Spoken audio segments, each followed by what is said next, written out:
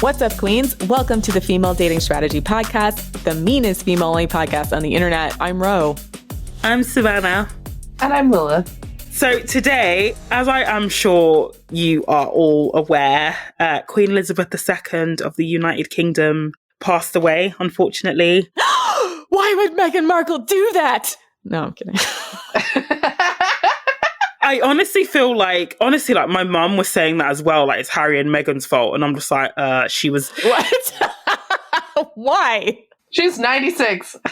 But my mum's quite anti. I think in this country, you're either pro Harry and Meghan or anti Meghan. And my mum just falls into that camp. And it's like, she was 96. And it seems like if you look at her final photo with the new British Prime Minister, Liz Truss, you can see she doesn't look far from the morgue. Like her hands are literally purple. I mean, I'm being deathly serious here because her hands are like really purple. And I just saw her and I'm like, oh my gosh. And she looks like she's lost a not substantial, but quite a bit of weight as well. And I think ever since her husband, Prince Philip, like passed away last year, it was just a matter of time before she would go as well. I just want to formally say as well, I do hope Queen Elizabeth rests in peace. I'm not a monarchist at all, but I think given the fact that she was like never supposed to be queen in her lifetime, and given the fact that she came to the role at such a young age, I think that she did a phenomenal job.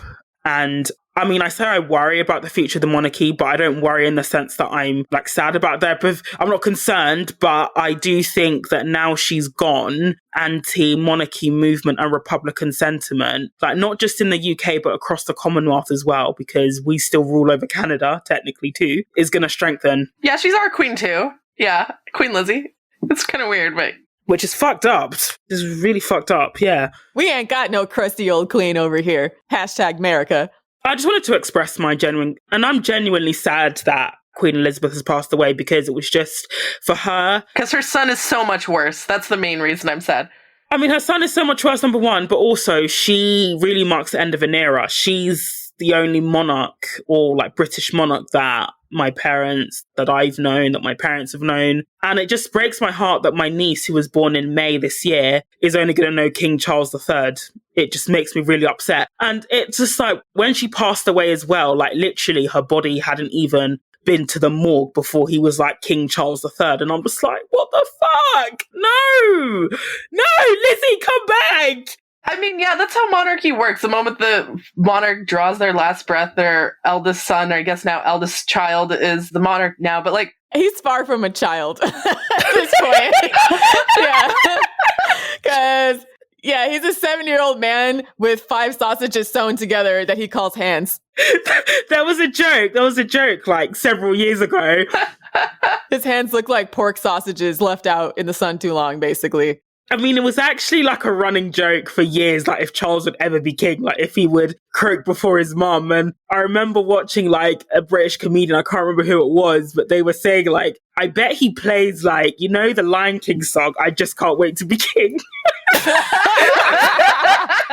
bet he plays that in his bedroom when him and his mum fall out. I want to say though, like, so Twitter, the day the Queen died, obviously Twitter was extremely disrespectful. I'm not like, you know... That's your Twitter? I mean, I enjoyed it. I thought it was hilarious. I mean, I enjoyed it. I'm not going to participate in it, but I mean, I want to say actually like, you know, Queen Lizzie, I mean, yeah, she's like, can I say actually, first of all, like Canadian reaction to Queen Elizabeth's death is very much like, yay, we get a bank holiday. Like, that's just kind of pretty much it. I mean, most people in Canada go like a long time not thinking about the fact that we still have a queen, like that the queen is our official head of state. She's still your head of state, yeah. Like we learned that in grade 5 in like our civics class, you know, in elementary school. But like after that, I could probably go months at a time without thinking about Queen Elizabeth. And then now that she's died, it's like, oh, we get a holiday. Like, isn't that nice? So it's like, yeah, I mean, are there people that are sad? I don't know. Maybe the Prime Minister? I mean, talking about like bank holidays as well, like in the UK, so they planned for the monarch's death for like decades. So it was called, I think, Operation London Bridge and then Operation Unicorn because she passed away in Scotland. So originally the plan wasn't for it to be a bank holiday and everyone was like, but that's like the only this is going to sound really bad, but that's like the only benefit in quotation marks to her dying is that we get a bank holiday. I know, right? People are so cynical. So they were like, we're not going to have a bank holiday, we're not going to have a bank holiday. And then like at some point late this week, Charles made it a national bank holiday. Like usually in the UK, a bank holiday is things are still open, but on reduced hours. So instead of doing, say, you know, for example, 7 a.m. to 10 p.m., it will be like 10 a.m. to 4 p.m., for example. But this time, literally everything in the UK is shut. Food banks are shut. Doctors are shut. Advice lines are shut. Even fucking McDonald's is shut till 5 p.m. so that everyone can watch the funeral. So they're really taking this thing quite seriously and too far, in my opinion. Kind of North Korea-ish, honestly. I don't know. It's almost like it's enforced mourning. Oh, we're closing to pay our respects. And it's like, yeah, I get, you know, she was the sovereign and she's passed away and it's a historical event. But that doesn't mean that life should stop for everyone else for a day, I don't think. But that's just me. Yeah, this is all completely foreign to me as an American because when our presidents die, it basically only affects the city that they're buried in. Like we have a national day of mourning and then like, or the government, right? The actual federal government will usually observe. Is it just one day of mourning? You guys are cold. You guys are cold. I mean, when JFK got murdered, it was like a way bigger deal though, right? Yeah, I guess if it was an assassination, that's a completely different thing. But like if they're out of office and they die from old age. Oh yeah, if they're out of office, yeah. Yeah, that's what I was saying. They're out of office. They died of old age. And even if they die in office, like we've had Supreme Court justices die in office of like just natural causes. Don't all Supreme Court justices die in office because isn't it until they die? It's a lifetime, yeah. A lot of them actually do step down before they actually physically die, but it is unexpected and unusual for a Supreme Court justice to die in office because most of them, they'll usually retire before they actually croak. But that's why it was such a huge thing with Ruth Bader Ginsburg because she didn't step down during the Obama administration where people were kind of pressuring her to because the expectation is that Hillary would have won over Trump won. So then she died while Trump was in office. And so Trump got an extra seat to a point. One day, that's cold. Yeah, it's really, really optional. And it's really only observed by government employees, to be honest. That's like the government will shut down for a little bit. And so do you get people like, because people literally have been queuing for like 30 hours to see the Queen's, I believe the coffin is empty. I don't think that coffin has got her body in it, but people have been queuing for 30 hours to see her coffin in Westminster Hall. Is that not a thing in the US either? People don't like queue to see. It depends on the president and I guess how people feel about them. I think when Bush Sr. died, he was a very mid-president. What, one person went? No, I wouldn't say no. I mean, there's a lot of people that like are presidential, I don't say fans, but like they're very much into like the presidential history, et cetera. And then you have people that are fans of Bush specifically. But there's like, our country's polarized enough that there's a lot of people that aren't fans of particular presidents. Then it's like, we pay them their respects like you would any president of the United States. But like, no, they don't have a fan club, right? Like, it's just sort of like, well, he's old now. Right, okay. It's not like here. Yeah. Yeah. And no, there's no enforced like mourning because of the fact that like at least half the country on any given president's like, yeah, fuck him. I'm glad he's dead. And to be honest, I'm like, that's America. No, but presidents can only be president for up to 8 years. Queen Lizzie, Queen Elizabeth, God rest her. She was queen for 70 years, right? I actually want to have a moment to appreciate a few of her most queenly moments. Like she was a truck driver. A multi-decade boss bitch, yeah. A multi-decade girl boss. So she was... I mean, she was queen when like Eisenhower and JFK were in office. That's wild. She was a truck driver in World War II, okay? And then when the Saudi prince came to visit her, was it Balmoral Castle? She was like, oh, you want to like get a tour of the estate? And he was like, sure. She ended up being his driver, and then she drove like a fucking maniac just to scare the shit out of him and troll him. Just to scare him. And I'm like, honestly, base, like, I support her for that reason alone. Yes, there's the whole colonialism thing that's like, you know, that's... I'm glad that Charles is now inheriting that problem because he's gonna get fucking wrecked. But Queen Lizzie, I mean, I can't hate her. I love her. And the way she trolled the US Senate. So when she went to... She did her first state trip, I think, or like an official trip to the US in the early 90s or something. And she gave a speech, I think it was at the White House, but they didn't adjust the podium. So you literally couldn't see her. You could just hear her voice, but you couldn't see her because they didn't adjust the podium. The next day, she goes to, I think, the Senate and Congress, and she opens a speech and says, well, I hope you can all see me now. And they all just burst out laughing, just like low-key trolling them. They're like... She had a moment like that in Canada too, where she came to do a speech and Trudeau said oh, you've been here for so many, I don't know, 12 prime ministers. I don't remember the exact amount, but she'd been queen for X number of prime ministers in Canada. And then when she was finally able to speak, she was like, well, thank you for making me feel so old. And then everyone just burst out laughing. Yeah. I mean, she did really seem to have a really good sense of humor. I mean, she took the role seriously, but she didn't seem to take herself that seriously, which was quite refreshing. So yeah, R.I.P. Queen Lizzie. I'm actually kind of sad that you're gone because your son is terrible. But didn't she not get along with Charles though? Because he was afraid of horses, right? She loved riding horses, and then she tried to bond with her son over horses, but he was horses are too big and scary, and so they just didn't get along. I mean, we'll touch on that because I'm quite, even though I'm not a monarchist, but I'm really into royal history and families. And historically speaking, royals, siblings and families, they have quite tumultuous relationships. So I know that, for example, Edward VIII, who abdicated for Wallace, had a terrible relationship with his mother, and his brother, the future King George, who was Elizabeth's dad, over the whole abdication thing, they had quite a bad relationship. Edward so basically when he abdicated, he lost his rights as sovereign. So he then had to rely on the new king for money. And Edward would literally harass King George every single day for money. It's just the beggar king. Yeah, basically to the point where King George said, I don't want to talk to him. Just don't put his calls through. And so they often, I guess, because of the family dynamics would be very, very different in a royal family. You basically, for example, Charles's siblings, they will know that he will one day be king. And that will change the family dynamic, I think, quite a negative way if you have a sibling who is just born to literally rule over you one day. But yeah, so let's go to King Charles III. So is this the official roast of now King Charles III, right? But I can't even bring myself to say it because it just feels just so wrong, King Charles that... Wasn't the last two King Charleses, weren't they really unpopular and got beheaded and shit? I think one of them was executed, yeah.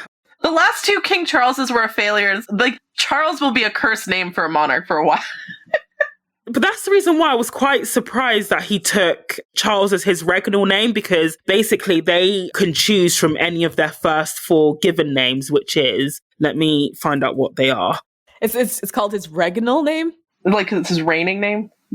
Yeah, it's not always the same as their given name. So Elizabeth's father was actually called Albert, but when he ascended the throne, he took the name George after his grandfather. So Charles could have also picked from King Philip, King Arthur, not King Arthur, Excalibur and all that. Or Excalibur.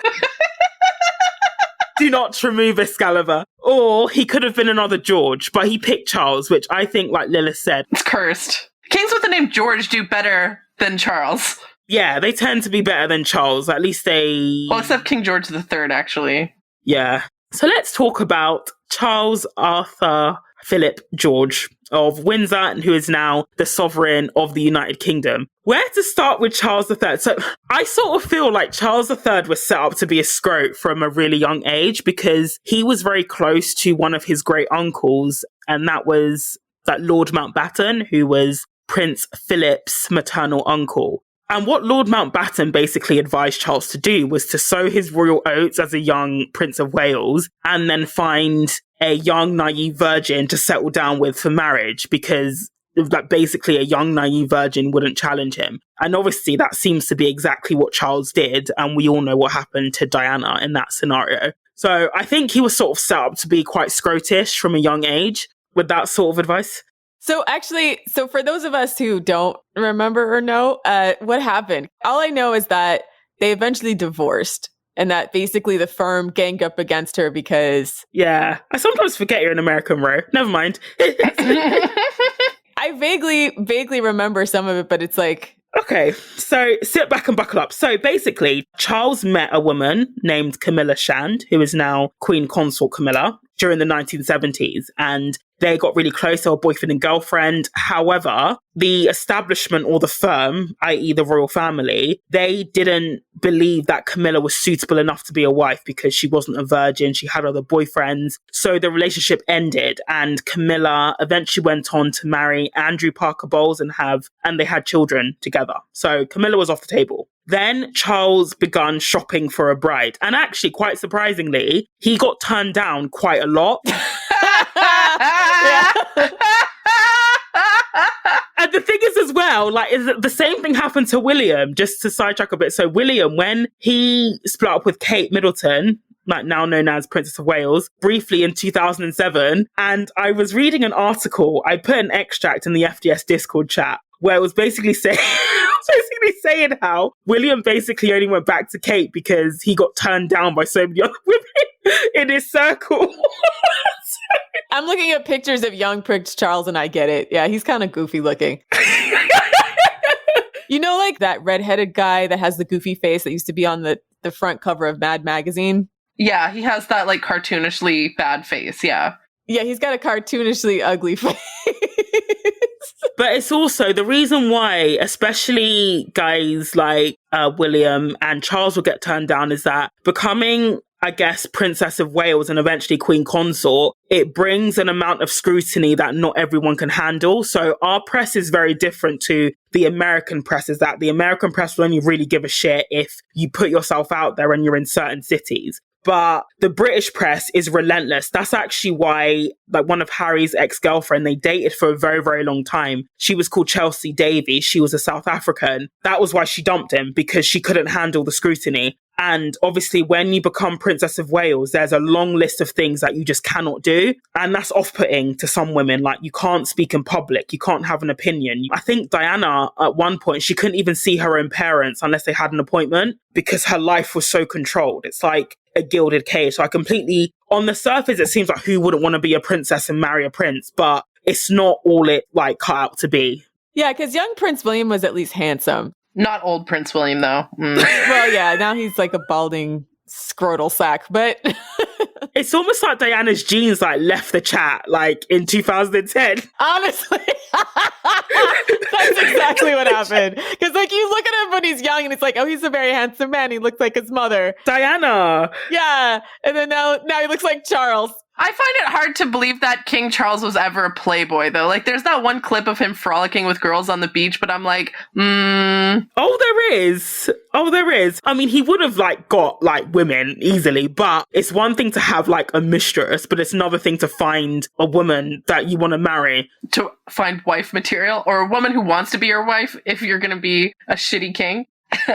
Yeah, so back to Diana's story. So Charles actually started dating her older sister, Sarah, but that relationship ended because I think Sarah, like, blabbed to the press about it. So that ended. And then it was so weird. Charles met Diana when he was like 29 and she was 16. And he said, like, she was a very beautiful, attractive 16-year-old. And I was like, oh my God. What a creep. So anyway, they get together. Eventually, he starts courting Diana. And Diana, at the time, who was known as, like, Lady Diana Spencer, she was seen as a serious prospect because she was attractive. She was a virgin. She didn't have any, like, baggage, so to speak, that Camilla. She came from a good family, like, monarchy-wise. I mean, people say, like, Diana was just a commoner, but she absolutely wasn't. Like, her brother, who is now the Earl Spencer, his godmother is the Queen. Like, their families were very close, and Diana grew up on the Sandringham estate, which is where the royal family like to spend. It's their estate down in Norfolk. So she was, like, well acquainted with the royal family by the time they got engaged. So yeah, they get engaged, and it was actually quite interesting because Diana then, she started having cold feet because obviously when it was announced that she was engaged to Charles, public interest in her just shot up, and, you know, designers were wanting to design dresses for her, but that also came with a lot of scrutiny. And at the time, she was really, really young as well. You know, so it's quite difficult to go from, like, an anonymous member of the nobility to the future Princess of Wales, like, overnight. And so she said to her mum, I don't want to go through with this. But her mum basically said, well, they've sent the invites now. and basically saying you just have to just deal with it. So Charles and Diana get married. Like later on in interviews, Diana actually says that they barely ever had sex, like maybe once every couple of weeks. And she just thinks it was just to have sex just so that Charles could have an heir, basically, not because he loved her, which is quite sad. Ew. That's so rapey. That's like using a woman's body as like an incubator for the future heir. It's just so like, it's just so rapey. It's like, oh, like marital duties, you know? Gross. Yeah. And so she literally said he was getting his fix elsewhere. So at some point during their marriage, he restarts his relationship with Camilla. At this time, they're both married. So Camilla's married to Andrew. Charles obviously married to Diana, so they have an affair. And it results in that disgusting telephone conversation where... Ro, have you ever heard the tampon story? No, let me read it out. Okay. Have you heard of this, Ro? No. I've only heard the one phrase that keeps being repeated on Twitter, but I haven't heard... Okay. That was the first time I actually heard of it, was I saw it on Twitter after Queen Elizabeth died. Let me get the transcript. Let me get the transcripts. Let me get the receipts. Let me get the transcript. Pull up the receipts! So, okay. I sort of want you guys to read it in your British, because you can do a high-class British accent better than I can. Okay, Lilith, you do the British. Wait, me? You want me to read it? Okay, I'll drop it in the chat, and one of you can be Charles, the other can be Camilla, because you guys do like... In our fake British accents? Okay. Yeah, you guys do the high society one better than I can. So just scroll down and you'll find the transcript. Wait, I want to be Charles, and Ro, can you be Camilla? Okay, I'll be Camilla. Okay.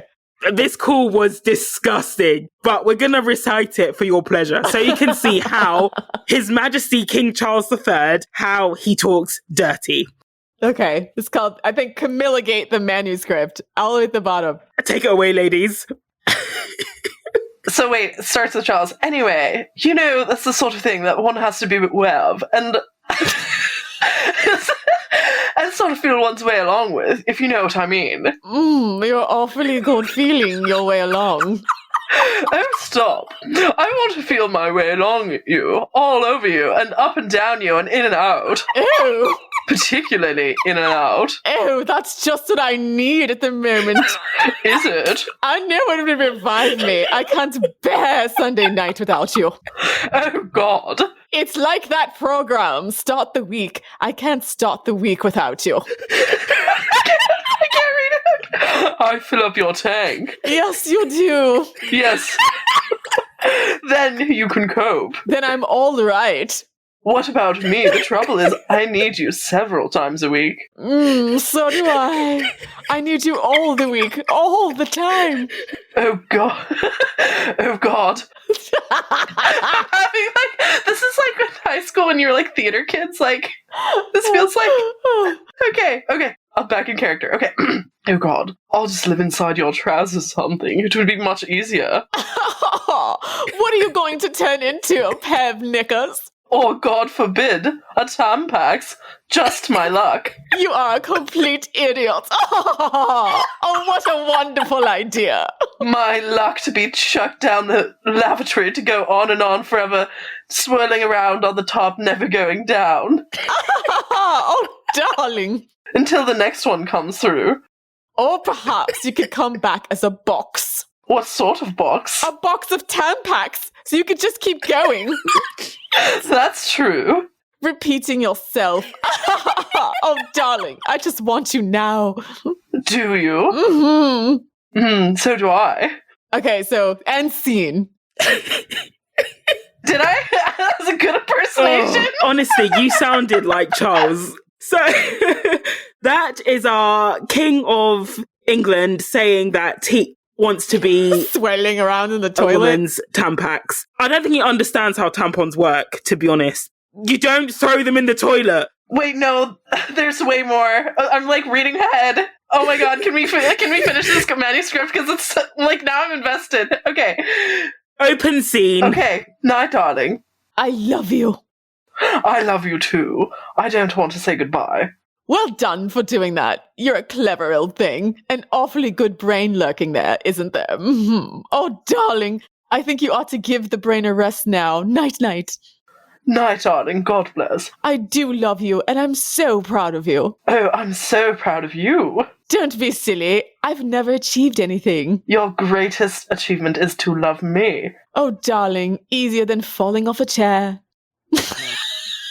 You suffer all these indignities and tortures and calamities. Oh, darling, don't be so silly. I'd suffer anything for you. That's love. It's the strength of love. Night, night. Night, darling.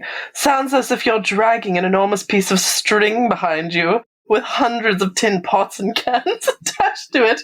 What? What? Night. What? I thought this was a tampon thing. Sounds as if you're dragging an enormous piece of string behind you with hundreds of tin pots and cans attached to it. Night, night. Before the battery goes down. Blows kiss. Night.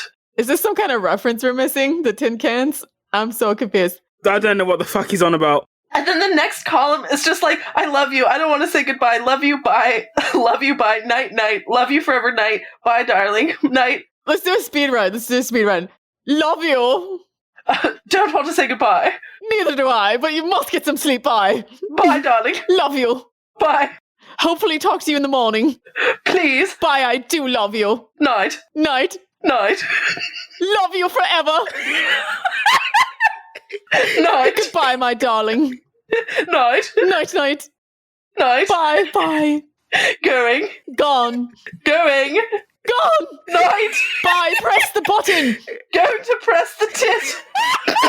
All right, darling, I wish you were pressing mine. God, I wish I was harder and harder. Oh, darling. Night. Night. Love you. Scene. Round of applause. And so, ladies and gentlemen, that was a reenaction of the telephone conversation between His Majesty the King Charles III and Queen Consort Camilla. So... That's actually one of my greatest FDS podcast moments. Was doing a script read with Ro. Lilith the podcaster in her acting debut. As King Edward III. Why did I say King Edward? As King Charles III. I've never heard the audio of that. Is there an audio or is it only the written manuscript? I think it's just a transcript because somebody recorded it surreptitiously and leaked it to the press. And then the fallout was bad, like bad. You know, let's not forget, Diana also had affairs during the marriage as well, so... Queen, good for her. She deserved it. Yeah, that's totally different. She earned the right to have those affairs. Charles did not. I mean, but it was really sad for Diana because she went to the Queen really upset because Charles didn't even bother to hide the fact that he was cheating on her. And when she went to the Queen and Philip and said, look, this is what's happening, the Queen was basically sort of like, what do you want to do about it? And Charles had the attitude of, well, you know, the Prince of Wales has always had a mistress, so why can't I have one? It's so weird how history works. Didn't Prince Philip cheat on the Queen? Also a scrote. He probably did. Yeah. Charles's like great-great-grandfather, I think it was Edward VII, he had a mistress called Alice Keppel, who is Camilla's great-great-grandmother. So their great-grandparents shagged. It's so weird how history plays out. So yeah, basically Diana was basically told to put up and shut up. So then she went to have affairs of her own. She became very bulimic because Charles made like an offhanded comment. I'm not sure if he was joking, but he basically grabbed her waist before the wedding, bearing in mind she was already very small. And he basically said, oh, you, like basically saying that she was fat or insinuating that she was fat. What a fucking piece of shit. But yes, you know, so she lost a substantial amount of weight, like for her wedding. I think the dressmaker said they had to resize it quite substantially because she lost that much weight. And over the years in their marriage, you start to see the cracks appearing, in part because I think the royal family just didn't expect Diana to be as popular as she was. And she very quickly overshadowed Charles. Which honestly isn't hard, right? He's just like goofy looking and entitled. Yeah. Yeah, he's a wet sap. Like, he's a wet sap. Like, obviously she's going to overshadow him. She's beautiful and amazing and charismatic and smart. Yeah, she was young and she was really charismatic. Yeah, so like when they were going out to places, it was really peak. So like normally, like if they were going to like a walkabout, they call it, where they have crowds on either side, Charles would go to one side, Diana would go to the other and just greet the people. But the people on Charles's side were like, "Where's Diana?" So they weren't interested in him. Imagine being the literal future king, like the son of the Queen of England and like, or the queen of like 30 countries, and no one wants to see you and everyone wants to see your wife. Like, yeah, good for her. Yeah, and a similar thing happened when Meghan Markle first came to the UK. So she was doing a walkabout with the Queen, and then somebody said to Queen Elizabeth, "Oh, can you give these flowers to Meghan?" I was like, shit! No. And then Elizabeth obviously was like, she just awkwardly like gestured to an aide to, but can you imagine like saying, "Can you give these flowers to somebody like so much, I guess, like so much more junior than her?" But after that, Meghan Markle was marked. But anyway, we'll come to that later. Yeah, she had a target on her back after that. She was I just say that. So anyway, it all completely blows up in the early 90s, and Charles and Diana both very publicly admit their affairs, and they basically, the Queen and Prince Philip advised them to divorce, basically. I think Philip and the Queen tried to mediate between them, but it turns out Philip was quite a shit marriage counselor. Word. And so they just go their separate ways. And then Diana does that tell-all interview with Martin Bashir, which, by the way, he conned her into doing it, which was really shitty of him. He basically lied to her and told her that they were planning to kill her or something. That's the only reason why she did it. So he basically like conned her into it. But she basically lifts the lid on the royal family and just exposes all of them in that interview. And I would definitely recommend watch, because I watched that interview a few months ago and I didn't know much about Diana because she passed away before I was born. But the way she carries herself, the way she speaks, I mean, she's absolutely mesmerizing. Like, I was just transfixed to what she was saying the whole time. And the way she was talking about something that was obviously deeply traumatic, like her marriage broke down publicly and she wanted it to work because her parents had been divorced. She really, really wanted that husband and, 2.5 kids in a white picket fence life. And I just feel so sad that the royal family basically robbed her of having that. And obviously Diana passes away in 1997,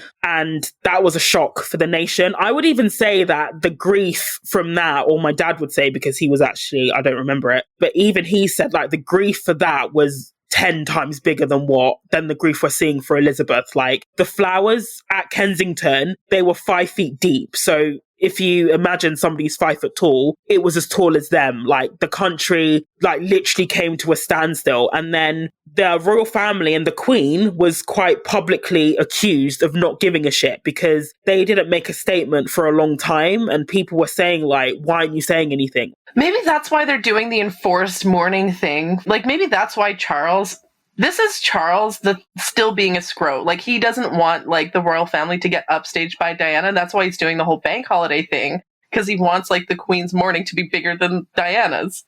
I mean, to be fair, it would have always been bigger than Diana's because, I mean, the Queen's like death was planned ever since she came to the throne. So if she died in 1960, it probably would have been the same thing, to be fair. No, but like the genuine sadness, like if I'm being honest, like no one's like genuinely sad. I mean, she was 96. Because she's older. I think that's why. Princess Diana, it's like she's so young and we had time to cope and adjust. Well, not we, because I don't care, but I mean, y'all. Yeah, Princess Diana was literally a shock, and it was rumored that she was going to marry again, possibly to a man of color, and then it might have just made things a bit awkward and weird. But also what was quite sad as well was that they stripped her of her style, so she couldn't call herself HRH anymore, which I thought was wrong because she would have been the mother of William, who's a future king. You can't really say she's not like HRH, but I think the royal family did that sort of out of spite, and that's why she was known as Diana, Princess of Wales. And Camilla knew that as well, because when Camilla was technically Princess of Wales after she married Charles in 2005, she never used the title. She called herself the Duchess of Cornwall, and the royal family refers to her as that because they just know that that title was so strongly associated with Diana. And now it's gone to Kate, but Kate doesn't have obviously the history that Camilla had with Diana, and that she was shagging her husband. Now she's shagging her son. Just kidding. Sorry. Yeah.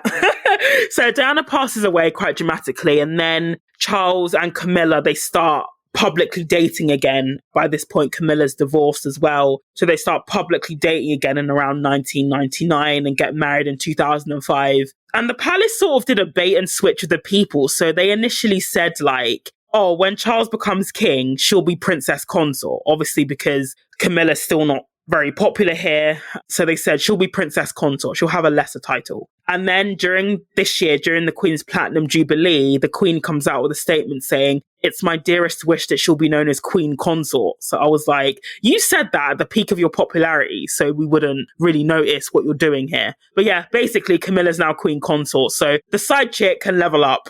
Honestly, I mean, I'm not mad about the side chick leveling up. Like, you know, I saw some tweets that were like, oh yeah, side chick is now the queen, like, oh, kind of thing. It's like, it started with Anne Boleyn, okay? And Anne Boleyn was also, you know, got undeserved misogyny. I feel like the reasons why she was kept out of being his wife was misogyny in the first place. So it's like this entire situation could have been avoided if they would have just let Camilla and now King Charles, get married in the first place. And the entire reason why they couldn't get married, despite them clearly being grossly obsessed with each other, was just pure misogyny on the part of the firm, saying she wasn't virginal enough. I mean, he stayed with the same side chick, like he's outlasted pretty much everybody else. You know what I'm saying? She wasn't a side chick. She was his main. That was his true love. Yeah. Yeah, she was his true love from the beginning, right? And he was like made to marry, you know, I guess the royal family, they're still traditional in that way, you know? But also, if you look at their relationship, and I mean, this is just like speculation, but people have said that the reason why Charles preferred Camilla was that she wouldn't challenge him or threaten his authority, or as Diana did. Like, Diana definitely made like Charles insecure. So, for example, there's pictures of them on a postage stamp together, and you'll see that Diana is like, she looks shorter than Charles when actually they were the same height. And I think Diana definitely, she would argue back. She stuck up for herself and she showed him up, basically. And even if you look in there, in that transcript that was wonderfully narrated by Rowan Lilith, like, look what he says that her greatest achievement is loving him. Even though by this point, he knew that Camilla had 2 kids. He wouldn't say, but you've had children. He said, your greatest achievement is loving me. That's some narcissistic shit, God. How narcissistic can you get? Like, can you imagine a man saying to you, your greatest achievement is loving me? I'd smack him in the face and never speak to him again. Yeah, ew. So I definitely think, like, even though people think it's like a convoluted love story, I definitely feel like Charles has to feel like he's the one with power, authority over his partner. And he gets that with Camilla. He doesn't get that with Diana, I think, anyway. Or he didn't get that with Diana. So R.I.P. Princess Diana. I love you. And that's what makes him like the scrotiest scrote ever and deserving of this roast a scrote. No, it's not. It's not even that. That's not even the worst part. Oh, we have only begun to roast. Oh, there's more? We've only just started. So, okay, let's fast forward a few years to Prince Harry and Meghan Markle. So, as we know, Harry is the Duke of Sussex. He's the younger son. I feel like he's always been a bit of an outlier within the royal family. So even Diana herself said that the reason why she gave Harry more attention when the boys were growing up, or William and Harry were growing up, was because she knew that one day William would be king and he will be treated as such. As Harry, they would literally refer to him as the spare. It's the same reason why the Queen Mother, so Queen Elizabeth's mum, when she passed away, she left Harry a bigger proportion of the will, because she said that William, he'll eventually, have the Duchy of Cornwall, which is what he has now, and that will generate a lot of wealth for him. And again, Harry won't get that. So Harry's always been a bit of a wild child. He's been caught smoking weed, using racial slurs, just basically being like a typical lad, basically. And because he's not on track to the throne, he's not really had any sort of, I guess, like path to follow. So he was in the military, did 2 outstanding tours in Afghanistan. The soldiers who served with him have got nothing but nice things to say about him. And he founded the Invictus Games. So he's very much been sort of the philanthropist side, almost like his mum. That's why people say he's like his mum. That's like a reformed image of him, right? Because I do remember like the very famous picture of him in a Nazi uniform, which is... Yeah, he was a wild child growing up. He was an edgelord. Especially coming from his family, right? Like, you know what I mean? Oh, yeah, shit. Yeah. Oh, shit. Yeah. Think about the fact that, 40 million people died in World War II? His great aunt was like a Nazi. Yeah. Yeah, his great aunts were Nazis. Yeah, so Philip's sisters, they were Nazis, like formerly associated with Nazis. It's rumoured that Edward VIII, who abdicated on Wallace, they were heavily associated with the Nazis as well. It's rumoured that Wallace was sleeping with a couple of them, but who knows? But yeah. Also, Edward VIII was a dirty racist as well, so I'm kind of glad that he wasn't near the throne, but that's just an aside. I used to feel sorry for him until I found out he was racist, and I'm like, yeah, fuck him. It just feels odd for me for a British monarch to be a Nazi supporter. I mean, they're German, right? Like, isn't the British, like, 150, 200 years ago, they were German? Like, yeah. This is all news to me. So Philip, Prince Philip, he was actually a Greek prince. So he was born in Greece, his mum is Greek, and his sisters married Germans, and his extended family are like German and Russian. That's also part of the reason why King George they were skeptical about Philip, because firstly, he wasn't British. Secondly, he had no fucking money. Like, he was broke. Like, he was basically like a ward of the state. Like, he was a charity case. So he was passed around extended like relatives. Like, the Greeks had a revolution, so their monarchy wasn't like in power. Yeah. And also the other side of his family. So Germany had a revolution, Russia had a revolution. So basically all of his extended family and his immediate family were toppled from their thrones, basically. So he approached Elizabeth with absolutely no money, which is why I just can't imagine the audacity that she elevated him to something like meaningful and he still cheated on her. But that's an aside. You cheat on the Queen of fucking England when you don't even have a penny to your name, but typical men. Male audacity knows no ends, honestly. Like, that's why these men who get raised up by their women, like, they'll never show any gratitude for that. They'll just, like, resent her for it because of the fact that they rely on her for his status, right? And also, that's what Philip did. That's the reason why males in the family are known as Mountbatten Windsor, because originally they would have all had Elizabeth's last name, which is Windsor. But then Philip complained and says, I'm the only man in England who can't pass his name down to his kids. So to appease him, they made it double barrel. So, for example, like the children of Harry and Meghan are Mountbatten Windsor as their surname. But it's just like, she gave you a title and like, you're like one of the most senior people and that's not enough for you. Like, you still want to give your kids your last name, even though you didn't pass down the title or anything like worth having to them. But that's just me anyway. Yeah, the scrotery is hereditary, I think, in this family. It's just the entitlement. Hereditary scrotery. It's just the entitlement. Like, I must pass down my legacy, even though my wife's legacy is greater than I can ever possibly imagine. Yeah, what legacy? He's a broke Greek evicted prince. What legacy? What legacy? Do you know what I mean? Right? His last name? Really? Mountbatten? Okay, like, anyways. And it wasn't even his actual original last name. It was previously Battenberg, but they changed it to sound more English. But anyway, that's a massive aside. I could talk about those all day. But anyway, so Harry and Meghan. So as we all know, Harry and Meghan get married. Like, Meghan Markle was almost seen, she's not seen on the same level as Diana, but she's seen as a positive addition to the quite closed royals. So she was very outspoken. She called herself a feminist. She had a career before she married into the royal. She closed her own doors. Oh. Yeah, she closed her own doors. Like, she was American. She wore dresses without pantyhose. She was just too progressive. But yeah, and she was biracial, obviously. She was divorced, which was a huge step in the modernization of the royal family, so to speak. But then, like, Meghan begins to get really, really, like, terrible press to the point where, you know, the newspapers would say things like straight out of Compton because she's from California, but it's like, she's not from Compton. Because she's biracial and from California. That's so racist.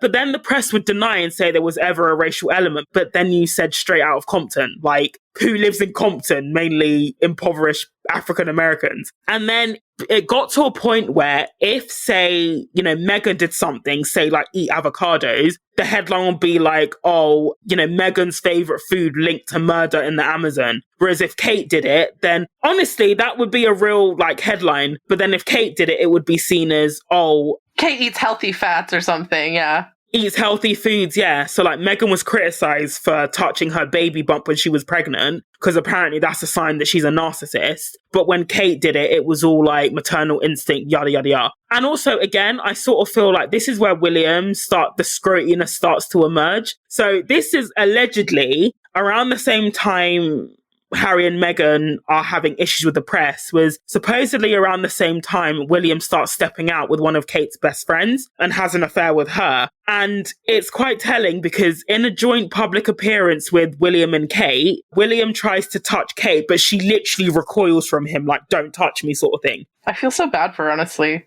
I mean, I do as well. And, you know, jumping back to what we said earlier in the episode. So basically the whole, you know, William meeting Kate, it wasn't the most organic thing. So I think her mother connived to make sure that Kate was in the same year as William at St. Andrews, so that she could potentially marry a prince. And they had a long relationship beforehand. He dumped her in quite a brutal way in 2007. So he literally did it over the phone after they'd been dating for like 6 years. So she was like a forever girlfriend for a while there. Yeah. And then he got back with her basically after he realized in his social circle no one else wanted him. And then they get engaged shortly after that and then go on to have 3 children. You know the rest. But I think it was supposedly that Meghan was supposedly meant to be a distraction for the story about William stepping out on Kate. But I also think as well that William and Kate and the royals generally, they felt somehow that, again, like Meghan and Harry were just way more popular than William and Kate, who were the future crown prince and princess.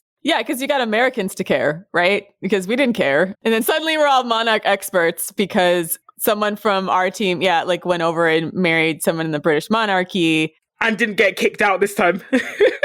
Yeah, and didn't get kicked out. And she's biracial. So then, now you have all the Black Americans who, want to rally around her. And she had a very, their wedding, she had, a Black preacher. It had, a lot of, specifically African-American cultural elements there and, cultural icons like Oprah, Serena Williams, etc. So, now it's personal. Now it's, gang over here, right? Yeah. Now they've got Black Twitter on her side. They're unstoppable. Yeah. She's got the biggest army. Yeah. Like Khaleesi.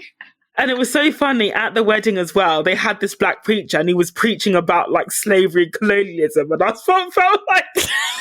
I know! I watched it! I felt like, do you know who you're talking to? I was dying because I know he knows who he's talking to. That's the thing. That's why I was like, this is the most American shit ever. Go to another country.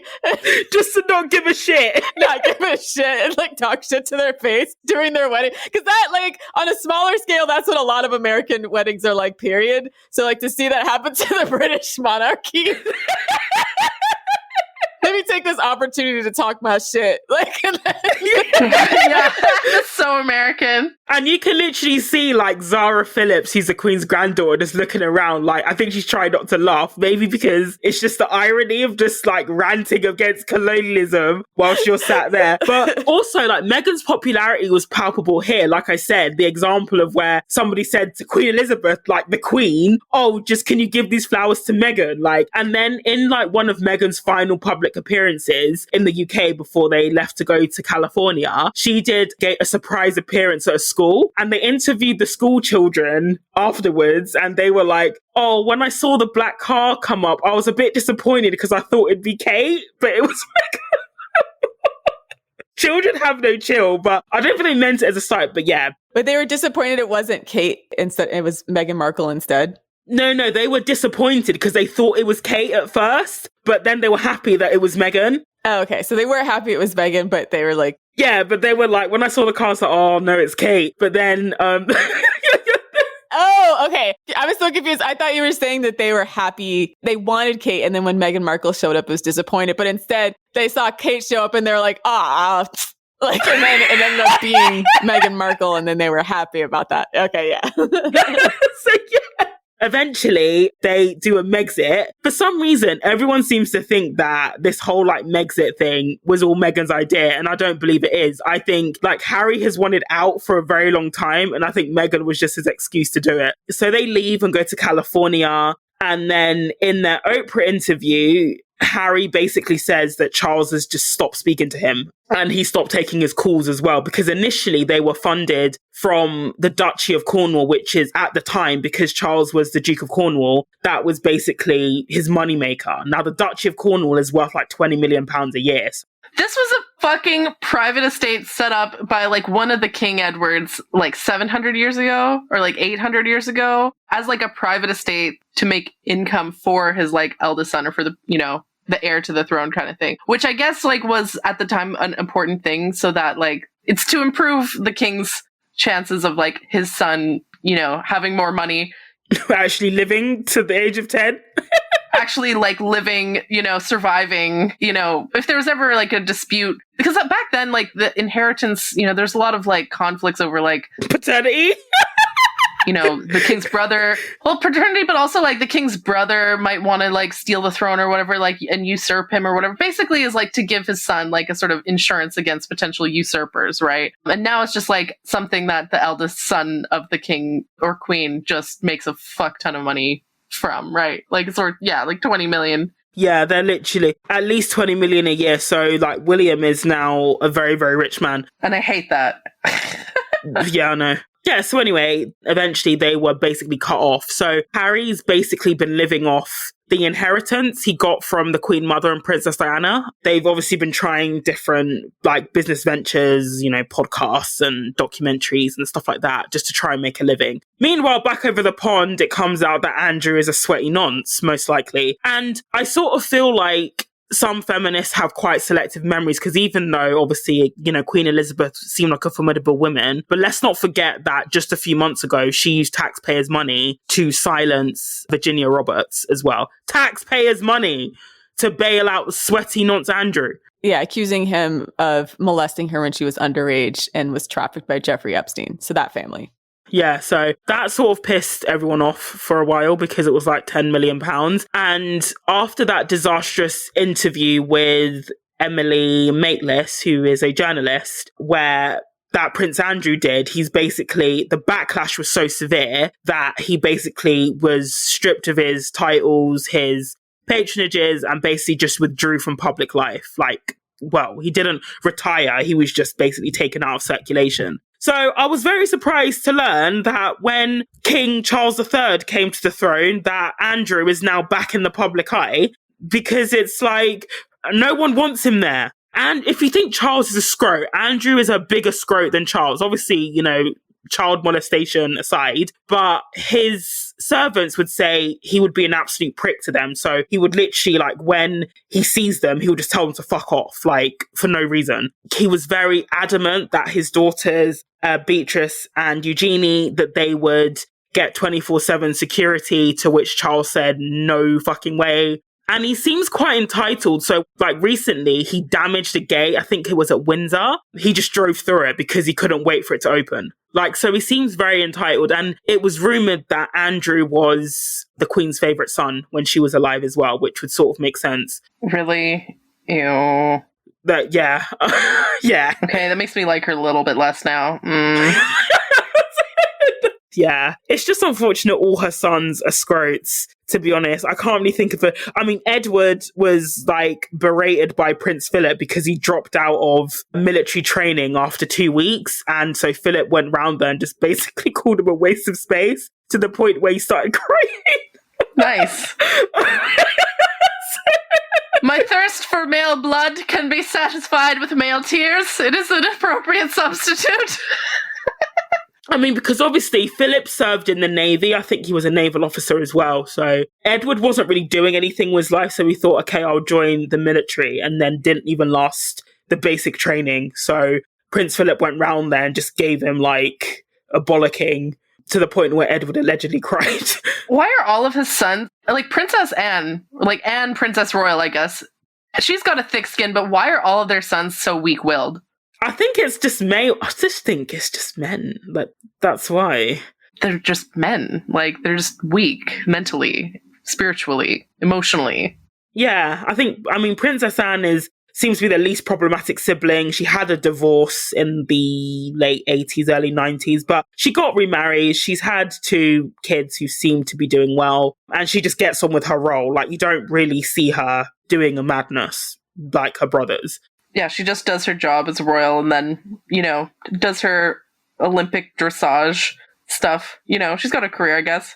She's actually quite good at that. Yeah, she was quite good at that. I think she went to the Olympics at one point, or maybe that was Zara went to the Olympics, her daughter. So yeah, that was a long ramble about the state of the royals. At the moment, it seems like William and Harry are not on speaking terms at all. Harry was disinvited to a state dinner that all the world leaders are attending in honor of Queen Elizabeth II before her funeral. Officially, it's apparently because it's only working royals, but apparently Andrew's going to be there and he's not fucking worked. So it's still quite frosty between them. And to be honest, I just don't see the monarchy getting any better. I think the Commonwealth will split within the next 20 years because, there's been a lot of Republican sentiment amongst the Commonwealth. So Jamaica, they made it clear, like even to William's face when he was there, that we want to leave this shit. They literally just said, we want to go. But I think they sort of held fire because they had that respect and loyalty to Queen Elizabeth II. But now she's gone, I think that tie is just going to be broken, finally. And they're all just going to break away, hopefully. There should be a battle royale between her kids for the throne. Why do they assume it should be the oldest son? The 4 of them should have a fight to the death, and whichever... They should be Didn't that used to happen in some, royal families? They would literally just duel. In some countries, yeah. The Turkish ones usually, yeah. They... Yeah, the brothers would all kill each other. But I think my money would be on Anne. I think she would win. That's why I support this battle royale. I think she's the...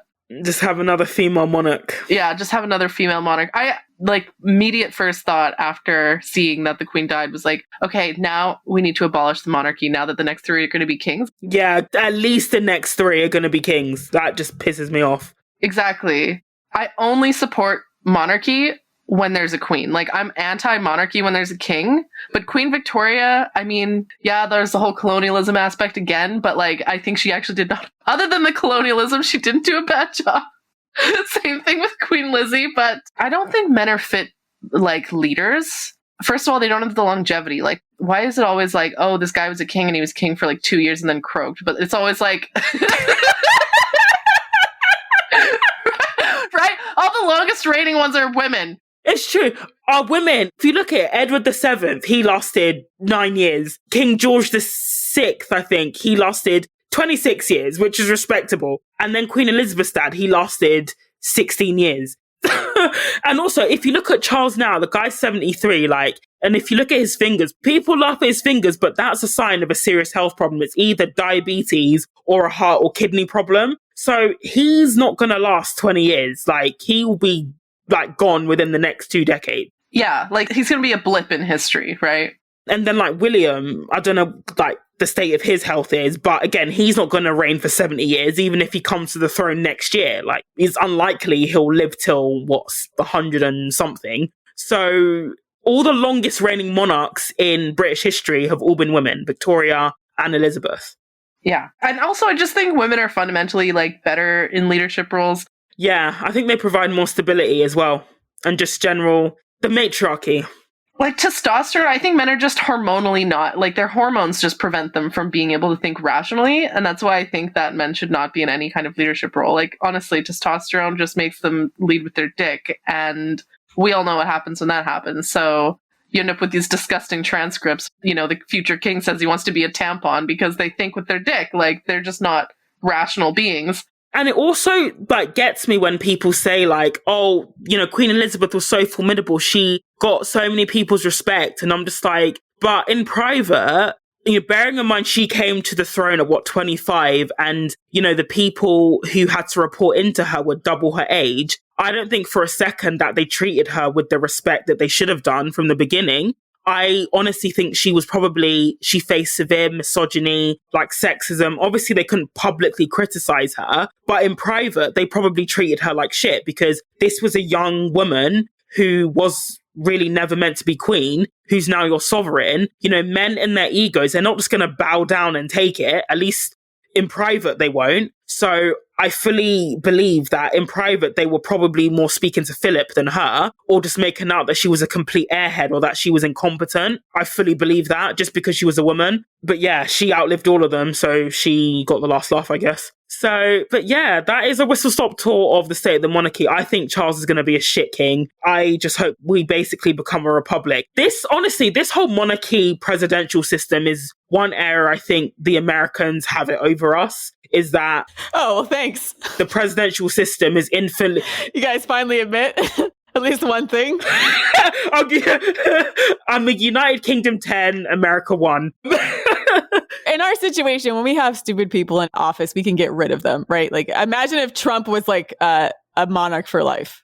A monarch. Or just imagine if Andrew was the older sibling, he would be king by now, and there's fuck all we can do about it. And it's like, in the UK, royalists have this weird argument where they say, oh, the royals are purely symbolic, but it's like, but we don't give them symbolic money. Like, we don't shut down the country symbolically. Like, you know, they're still exempt from the law. Like, as of now, King Charles III cannot be charged with any crime. If he goes and murders somebody, he cannot be charged for it. Like, you know, they have real power. And, you know, like you said, in a democracy, anybody should, I mean, obviously it doesn't work out in practicality, but in theory, anybody should be able to become the head of state. That's not the case in England. Like, the royal family can't both be symbolic, but at the same time, they work so hard and that, you know, Britain needs them. Like, which is it? They can't be both. Like, literally, people will say King Charles III has the hardest job in the world. What? Yeah, that's delusion. Do people not say that about your president? Do they not say the president has the hardest job in the world? Do they not say that? Yeah, but he actually has the hardest job in the world.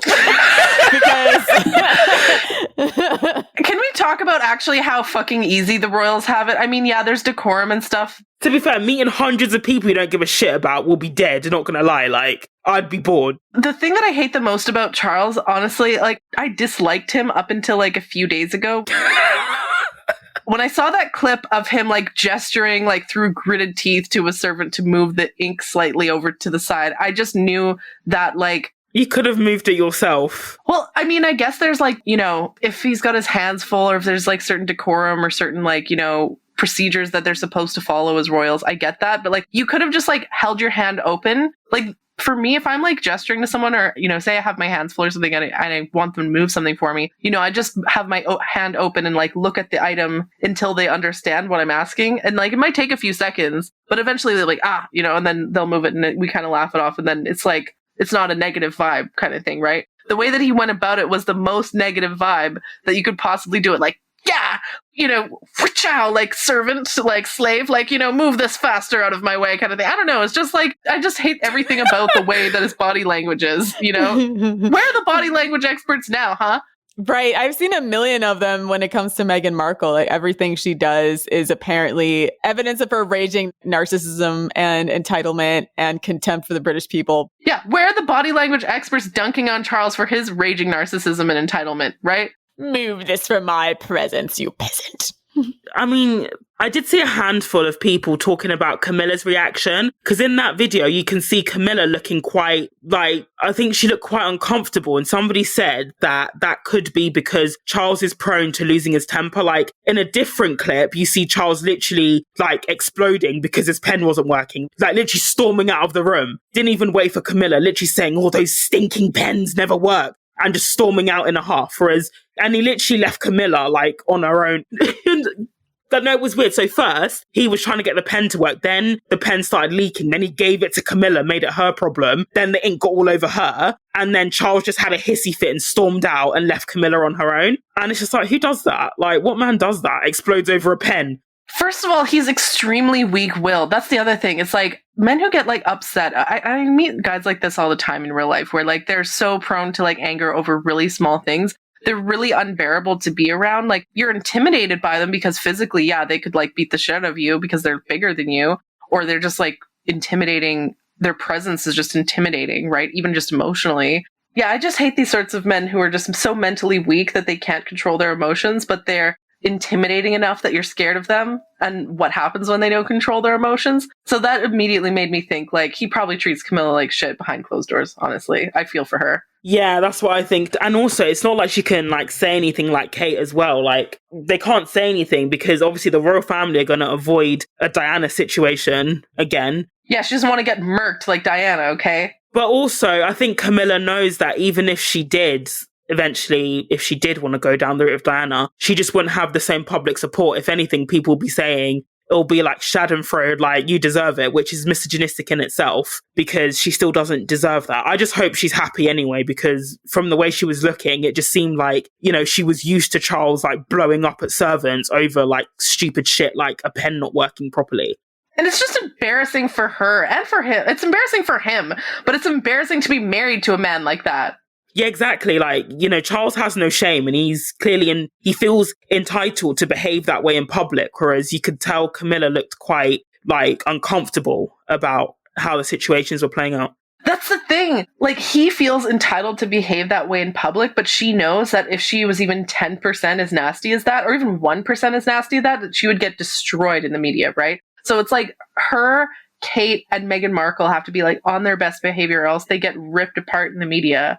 Again, because of misogyny. Whereas, like, I mean, King Charles is getting ripped apart for the pen thing too, right? But it's not in the same way. It's like, oh, haha, he's so silly, like, he's so stupid, or, you know, he's such a scrote, like what we're doing, right? But it doesn't have the same, like, misogynistic energy as if Camilla were to, right? So she knows she can't behave like that in public. The royal family would never let her hear the end of it. Honestly, I feel bad for her.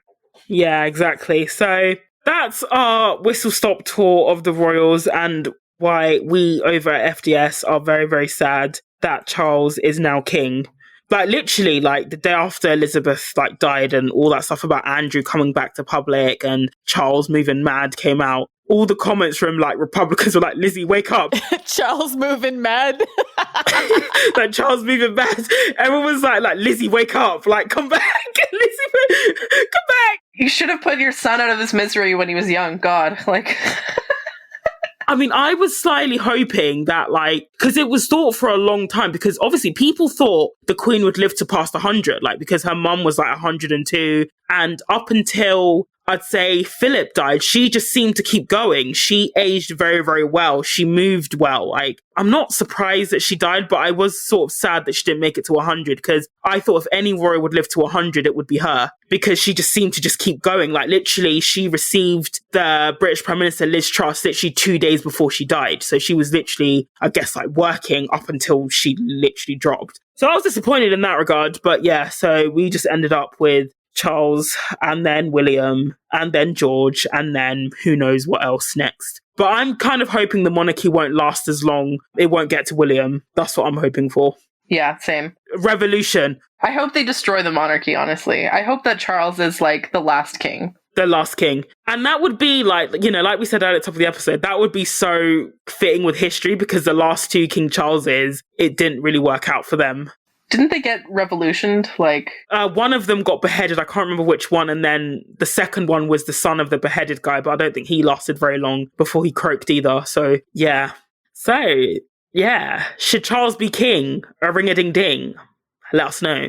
No, actually, Charles is now king. A ring-a-ding-ding. Sad. I mean, going by Irish Twitter, Indian Twitter, Caribbean Twitter. Where are you finding these country Twitters? Because all I've seen is like hateration and holleration let's get the crunk at the monarchy for the past couple of days with a bunch of flags in the profile. I bet Charles don't need no hateration.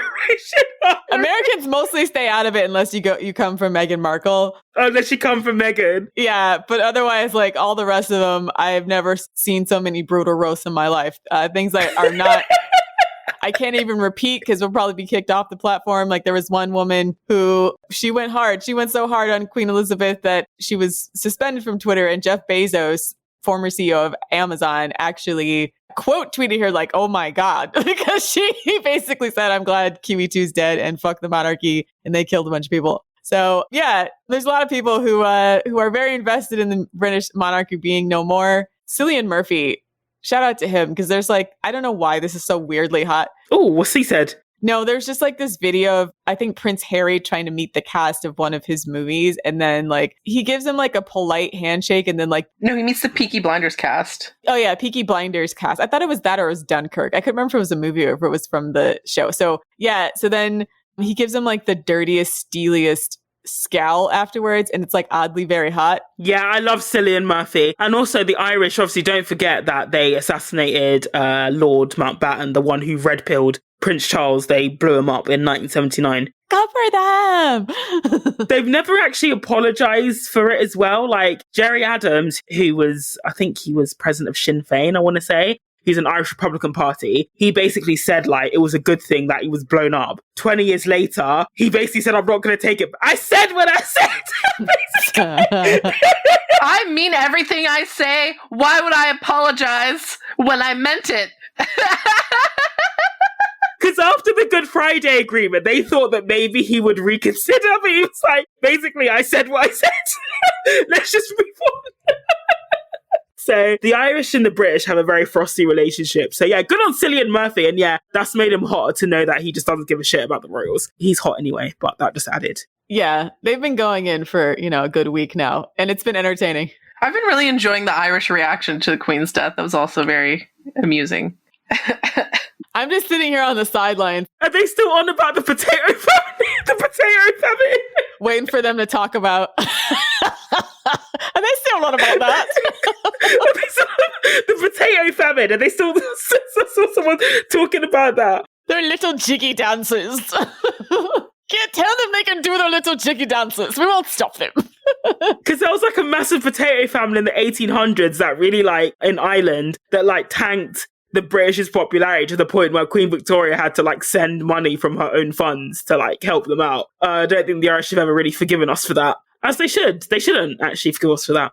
Yeah, and so now because of King Charles, I think I am now staunchly Republican. Like, yeah, now that Charles is king, I now think we should, like, deadass, we should abolish the monarchy, like, actually. Yeah, I mean, I couldn't bring myself to be too nasty because I've always been a Republican, but anytime I was criticizing the royals, I'll be like, oh, Elizabeth's not bad. And for our listeners, like a Republican is different than the United States version. Just make sure we say that because people... Oh, yeah. Not like US Republican. Like, not with you crazy lot, but I mean like a republic. Politically Republican, not like American Republican. A political republic is what they're talking about. As in like, don't want a monarchy republic. Yeah. Because, we'll get dragged for that if I don't say that, so. Yeah. I mean, because Americans, a lot of our American audience is not aware that there are other countries outside of America. And so when we say things that refer to other countries existing, they get confused. That's right. We're proud of our ignorance. No, okay. Lilith says she's a Republican, so that means that she is against abortion or something like that. And it's like, no, ho. That's not what I mean. I'm just for the Republic of UK. Like, not having a monarchy, yeah. So I'd criticize the royals when I'd be like, okay, but, Queen Elizabeth, she's a sweet old lady. I don't mean her. But now she's gone, I can say all of them, apart from Harry and Meghan. But actually, they're out of it as well. So all of them, yeah, they all need to go. They all need to go. What should the title of this episode be? Deadass, we should abolish the monarchy? What should we call? I think we should just make it inflammatory as usual. Yeah. Roast a scrote of King Charles. Our tampon king. Yeah, the tampon king. The tampon king. No, just say the tampon. No, the Tampax king. Yeah, the tampon king. The Tampax. No. I don't want Tampax. We don't have a brand deal with Tampax, okay? Oh, true. Oh, true. The tampon king, a roast of King Charles III. Yes, the tampon king. That's what he's called on like English Twitter, the tampon king. Really? That's what they call him, the tampon king? Yeah, because people dug up the transcripts, like saying our future king was like, compared himself to a tampon. A used tampon, by the way. A used tampon. Oh my god. No, they call him King Tampon, not the tampon king. Yeah. God save the tampon king. So that's what we call the tampon king, a roast of King Charles III. Okay. Thanks for listening to this episode, ladies. Check us out on our website, thefemaledatingstrategy.com/forum if you want to talk to us on the forum. Also visit our Patreon, patreon.com/thefemaledatingstrategy for more bonus content. Our Discord if you want to chat with us. If you want to submit a roast to scrote or a queen shit or a Gnosis for us to read aloud on the podcast in one of our future roast to scrote episodes, you can do that on the Patreon. as well as check us out on Twitter at FemDetStrat and Instagram at _the female dating strategy. Thanks for listening, queens. And for all you scrotes out there, learn how tampons work. Die mad. See y'all next week.